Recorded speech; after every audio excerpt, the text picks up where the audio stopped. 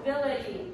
So a lot of our moves today are going to be slow and controlled while we're dealing with weight. So we're working on that core stability.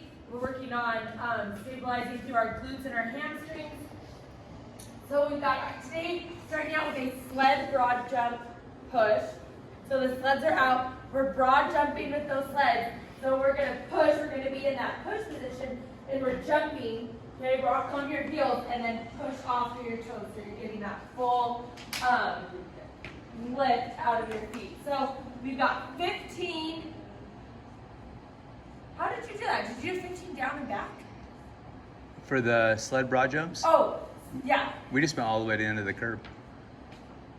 Oh, okay. You're going to do 15 jumps and then just push the sled back. So wherever 15 jumps takes you, push the sled back.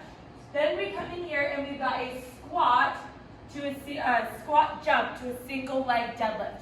So we're going to be here, squat, toes are forward, okay, shoulder width apart. We're going to squat, jump, and then pick one leg up and go into that single leg deadlift, okay? And then squat, jump, and alternate the next leg coming up, okay? So again, squat, jump, and then go into that deadlift. With that deadlift, if the flexibility in your hamstring doesn't allow you to get all the way to the ground without having that back rounded or that leg down, this position, I see a lot of people do, this is not a deadlift, okay? Unless you can have that back nice and flat while touching the ground, don't go all the way to the ground. Go only as low as that flat back will take you. If this is it, then stop and come back up, okay? I don't want to see this like, I can't get my leg that far up and I can't, but I'm going to try to get to the ground anyways, okay? Listen to your body, keep that integrity of the spine. So you have 10 to 12 of those.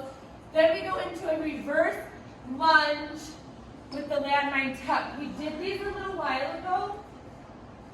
We are standing perpendicular to the landmine, okay? And we're kind of leaning against the plate with our shoulder. The inside leg goes back, we lunge, and then come up and that inside leg tucks, okay? So we're here, inside leg goes back. Make sure that you're not kicking this hip out too much. Bring it into alignment, come back up, and then bring that knee all the way up into that tuck position, okay? When you're bringing that knee into tuck, exhale so that your core is in even more, and we're using more of those lower abdominals when we bring that leg up into that tuck position. Then we grab a box and we have a step up with a lateral lunge. This one we're doing all on one side. So it's 6 on each, so do 6 on one leg and then switch to the other leg. So we're gonna step up. You're probably gonna use a higher box than this. So we're gonna step up and down and pick whichever side. If you wanna go to the right or left first, that's the side. Lunge out, okay? Make sure that you're sitting into this hip, this knee is staying behind the toe, come back up, step up, okay? Step down, lunge back out, and do 6 consecutive on that side, and then switch and do 6 on the other side. Then we go into an alternating kettlebell clean, and you're in your split stance.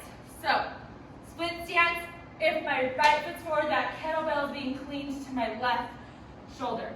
I'm bending in the waist and hinging back, so I'm not grounding to get that kettlebell up.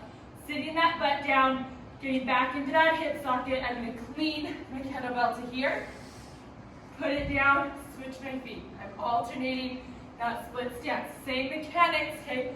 Hinge back and sit that butt down so that chest is still nice and high and that back is flat.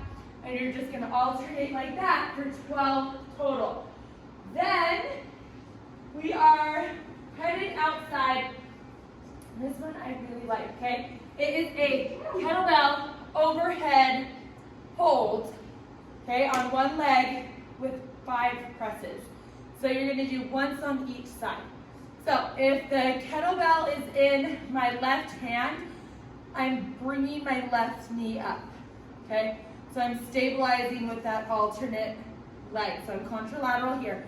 You're gonna stay in this position for 20 seconds, okay? Here, we wanna make sure that we're not leaning out too much, that our hips are nice and level and even, and we're driving through the heel of our foot. So your big toe should be able to move. So just kind of wiggle it every once in a while.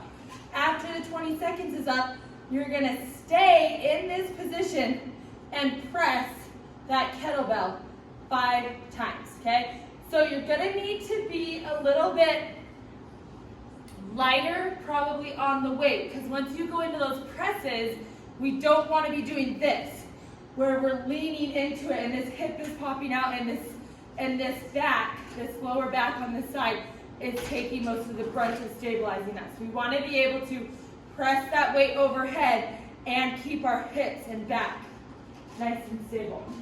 So you've got one of those on each side.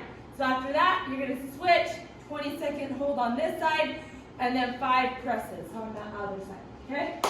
Then we go into a dumbbell lateral drag. Oh, we should have used sandbags for this.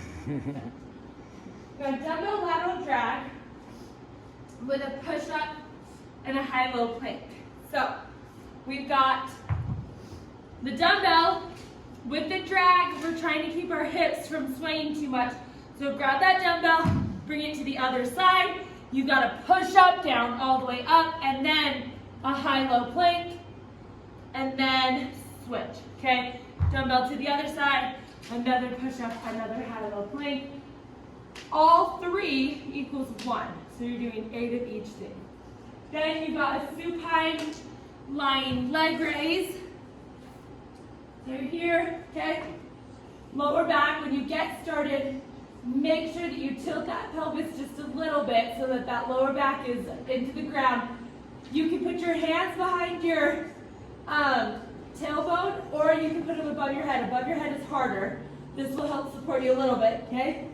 Raise that head off of the ground, and you're just gonna go down and up with that raise for 12. And then into a street run.